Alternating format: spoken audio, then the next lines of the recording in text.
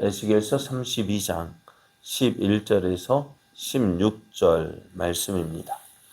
주 여호와께서 이같이 말씀하셨느니라. 바벨론 왕의 칼이 내게 오리로다. 나는 내 무리가 용사 곧 모든 나라의 무서운 자들의 칼에 엎드러지게 할 것이며 그들이 애굽의 교만을 패하며 그 모든 무리를 멸하리로다.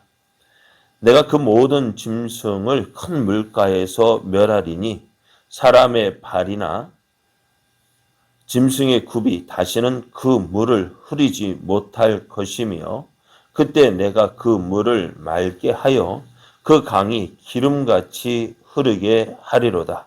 주 여호와의 말씀이니라. 내가 애굽 땅이 항폐하여 사막이 되게 하여 거기에 풍성한 것이 없게 할 것이며 그 가운데 모든 주민을 치리니 내가 여호와인 줄을 그들이 알리라. 이는 슬피 부를 노래이니 여러 나라 여자들이 이것을 슬피 부르며 애굽과 그 모든 무리를 위하여 이것을 슬피 부르리로다. 주 여호와의 말씀이니라. 아멘. 할렐루야. 우리와 함께 하시며 우리를 통해 영광 받으시기를 기뻐하시는 하나님의 은혜 안에서 새 날이 시작이 되었습니다.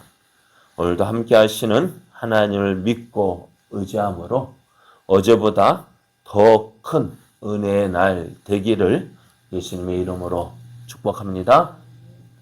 오늘 우리에게 주신 하나님 말씀을 통해서 하나님의 뜻은 반드시 이루어집니다. 하나님의 뜻은 반드시 이루어집니다. 이런 제목으로 하나님 말씀을 전가하겠습니다.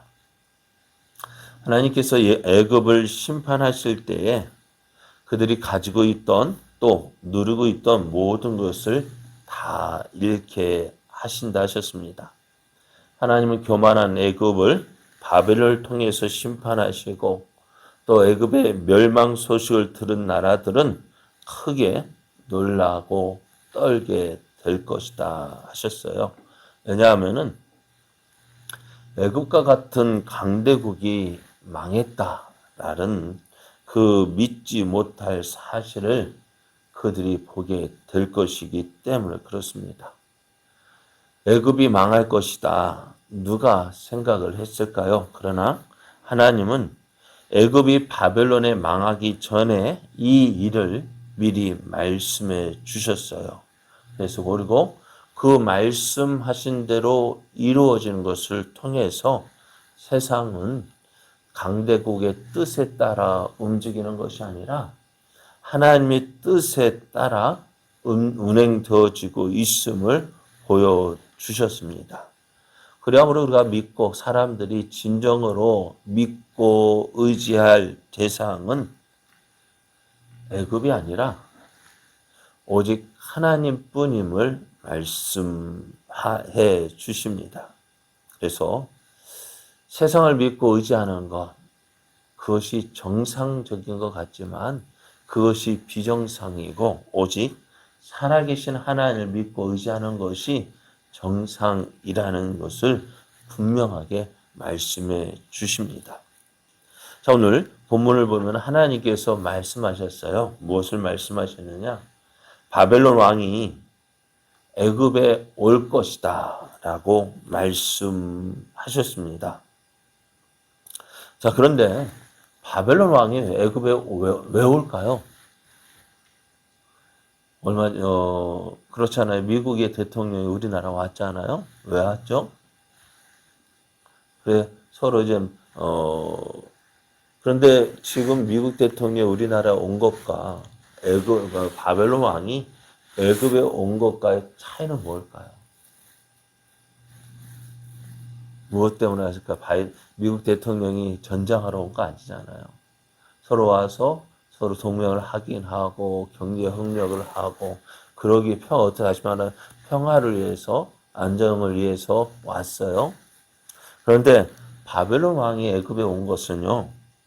서로 동맹 맺기 위해서 온 것도 아니고요. 또 평화를 이루기 위해서 온 것도 아닙니다. 뭐하러 왔어요? 바벨론 군대가 애굽으로 온 이유는요, 이거예요. 전쟁하기 위해서입니다. 싸워서 그 나라를 멸망시키기 위해서 왔습니다. 그래서 애굽의 교만을 폐하고 애굽의 모든 백성들이 누리고 있던 것들을 다 빼앗기 위해서 왔어요. 그래서 바벨론 군대가 애굽에 와서 할 일은 뭐예요? 그 애굽과 전쟁하고 그들이 누리고 있던 거 모든 거 다 빼앗는 거예요. 그리고 그들을 다 포로로 잡아서 이제는 다시 바벨론으로 돌아가기 위해서 왔습니다.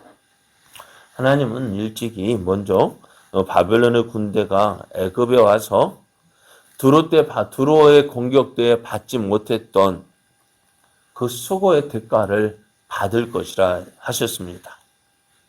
근데 바벨론 왕 느부갓네살 왕이 13년 동안 두로를 공격했지만 얻은 것이 없다 했어요. 그 수고한 대가를 어디에서요? 애굽에서 거둘 것이다 하셨습니다. 그래서 하나님은 이 말씀을 이루기 위해서 어떻게 해요?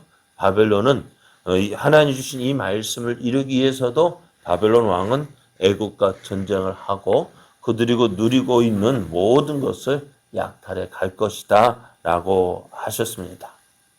지금까지는 애굽은 나일강의 큰 악어와 같이 발로 물을 휘젓고 그 강을 더럽혀 왔습니다. 하나님 이런 애굽을 심판하시고 나일강의 강물이 다시 흐르지 못하게 할 것이다 라고 하십니다. 지금까지 나일강의 강물을 흐리게 했던 것이 누구라고요? 애굽의 바로 왕이었고 그 땅에 살고 있었던 백성들이었습니다. 그래서 하나님은 그 애굽 왕이 나일강의 큰 악어 같았던 그 애굽의 바로를 심판하십니다. 그들의 교만을 깨뜨리기 위해서 심판하시고요. 또 그것이 첫 번째 이유고 또 두 번째 이유는 지금 바벨론의 군대에 포위를 당하고 있는 예루살렘이 지금 이 예언의 말씀을 들을 때가 언제냐? 바벨론 왕의 예루살렘을 포위하고 있을 때거든요. 지금 예루살렘에서 기다리고 있는 것이 무엇일까요? 애굽이 언제 와서 우리를 도와줄까? 전에 시드기야 왕이 바벨론을 배반할 때 애굽이 유다를 도와줄 것이라고 약속했는데 그 약속한 그 애굽의 군대가 언제쯤 올 것이냐? 애굽 군대를 그렇게 학수고대하고 기다리고 있었는데 오지 않는 거예요. 그 백성들이 주고 싶은 말이 뭐냐? 너희가 믿고 의지해야 할 대상은 애굽 군대가 아니다. 너에게 약속했던 그 애굽 군대는 어떻게 된다고요? 오지 않을 것이고 오히려 바벨론의 심판을 받을 것이다 했습니다. 그 사실을 알려주기 위함입니다. 사실 애굽은요, 지금까지 이스라엘이 어려움을 당할 때 많은 도움을 주었습니다. 전에도 말씀드린 것처럼 가나안 땅에 기근이 들면 어디로 갔어요? 네? 애굽으로 내려갔어요. 아브라함도 내려갔고 이삭도 내려가려 하다가 하나님이 딱 들켜가지고 내려가지 마 하는 그 말씀에 어떻게 해요? 가다가 들켜서 그랄 땅에 머물렀고요. 야곱은요, 아예 가족을 다 데리고 애굽으로 내려가서 애굽 땅에서 정착하게 되었습니다.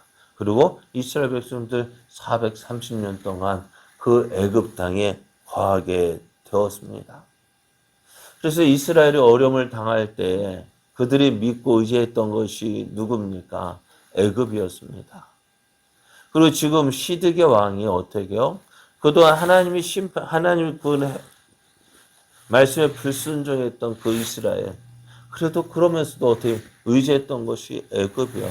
시드기야 왕이 자기를 왕위의 자리에 앉게 해준 그 바벨론 왕 느부갓네살을 배반하고 애굽 편에 섰던 것. 바벨론을 배반한 이유가 뭐냐? 무엇 때문에요? 애굽이 너 도와줄게. 그 말 믿고요. 어떻게 해요? 바벨론을 배반하고 애굽 편에 섰단 말이에요. 그것처럼 이스라엘이 그런 지금까지 이스라엘이 어려움을 당할 때마다 애굽은 그들을 도와주겠다 했습니다. 그런데 이런 애굽의 모습을 하나님께서 보실 때 참 뭐랄까요? 마음에 들지 않았어요. 무엇보다 때리는 시어머니보다 누가 더 미워요? 말리는 시누이가 더 미운 것처럼. 하나님께서 이스라엘을 심판하셔서 어떻게 하나님 말씀에 불순종하는 그 이스라엘을 심판하셔서 저들을 하나님께로 돌이키려 하는데 누가 나서서 애굽이 나서서 야 어렵지? 내 너 도와줄게. 그래가지고 그 어려움 피하게 하고 면하게 하고 그렇게 하면 어떻게 해요? 이스라엘을 심판하시는 그 하나님의 뜻을 누가 애굽이 이루지 못하도록 계속 방해했던 거예요. 지금 이스라엘 예루살렘을 심판하시려는 하나님에게 그래서 예레미야 선지자를 통해서 야 너희들이 살 길은 애굽을 의지하는 것이 아니라 바벨론과 하친을 맺는 것이다. 그렇게 해서 계속해서 전해 주었어요. 그런데 어떻게 해요? 그런 이스라엘 백성의 마음을 돌이켜서 아니야 내 너 도와줄게. 내 너 도와줄게. 계속 애굽 왕이 꼬드겨서 그 하나님의 뜻 예루살렘이 멸망하지 않고 하나님의 뜻 이루기 위해서는 이루는 그것을 어떻게 해요? 하나님께서 이스라엘을 심판하신 그 뜻을 방해한 것이 누구예요? 바로 애굽이었던 거예요. 하나님은 이런 애굽의 행태를 보시고 심판하시고 이제 하나님의 뜻이 온전히 이루어지도록 하실 거예요. 그래서 애굽의 나일강이 더럽게 휘집었던 그 애굽을 심판하심으로 이제 하나님의 뜻이 온전히 이루어지도록 행하실 것이다 말씀하셔요. 하나님은 바벨론 왕을 통해서 애굽을 심판하신다고 하십니다. 하나님께서 말씀하신 애굽의 심판이 이루어짐으로 세상은 하나님을 알게 될 것이라고 하셨어요. 그리고 이 사실을 노래로 지어 부르라고 하십니다. 사람들은 애굽의 심판에 대한 이 노래를 부르면서 야, 과연 하나님의 약속이 이루어질까? 하나님 말씀이 이루어질까? 그리고 이루어진다면 어떻게 이루어질까? 하는 그것에 대해서 물음표를 가지고 바라봤을 거예요. 야, 하나님이 애굽이 망한다고 하셨는데 바벨론 군대가 또 애굽을 공격해서 그들을 심판하신다 하셨는데 과연 이루어질까? 과연 이루어질까? 어떨까요? 그래요. 하나님은 이제 그 말씀하신 대로 애굽을 심판하셔요. 사람들은 망하지 않을 것이라고 생각했는데 어떻게 저 큰 애굽이 망할 수 있을까? 그렇게 망하지 않을 것이라고 생각하고 있던 그들을 그러나 하나님은 그 망할 수 없는 애굽을 어떻게 해요? 망하게 하셨습니다. 하나님의 뜻은 반드시 이루어집니다. 오늘 우리가 이 사실을 통해서 하나님 백성은 누구를 세상을 믿고 의지할 것이 아니라 누구를 믿어야 돼요? 살아계신 하나님을 믿고 의지해야 함을 분명히 말씀해 주고 있습니다. 우리가 믿고 의지해야 될까? 그래요. 믿고 의지할 것 많죠. 그러나 그 믿고 의지할 그 모든 것보다도 더 믿고 의지해야 할 분이 누구냐? 살아계신 하나님이라는 사실입니다. 내가 가지고 있던 것 믿고 의지하지만 내가 가지고 있는 것들, 내 것이라고 생각했던 것들 하루아침에 사라질 수 있습니다. 모든 것 다 잃을 수 있습니다. 아무런 소망도 없이 살아갈 그때가 있습니다. 모든 것 내가 다 가지고 있다 생각했는데 하나도 남지 않게 될 그런 때도 있습니다. 그런 때일지라도 하나님은, 우리를 사랑하시는 하나님은 결코 우리를 버리지 않습니다. 모든 것 다 잃어버렸다 할지라도 나와 함께 하신 하나님 붙잡으십시오. 그 하나님을 의지하십시오. 그 하나님께 소망을 두고 더 가까이 나아가십시오. 그 하나님께서 우리의 모든 것 다 채워주시고 우리를 통해서 하나님의 뜻이 이루어지고 또 하나님의 영광을 나타내실 거예요. 그 사실을 하나님을 믿지 않고 심판받는 그 이스라엘을 통해서 우리에게 보여주고 계십니다. 우리가 믿고 의지해야 할 대상은 하나님이십니다. 우리를 향한 하나님의 뜻 반드시 이루어집니다. 그 하나님을 오늘도 의지하고 믿고 순종함으로 하나님의 뜻을 이루어가는 저와 여러분 되어지기를 예수님의 이름으로 축복합니다.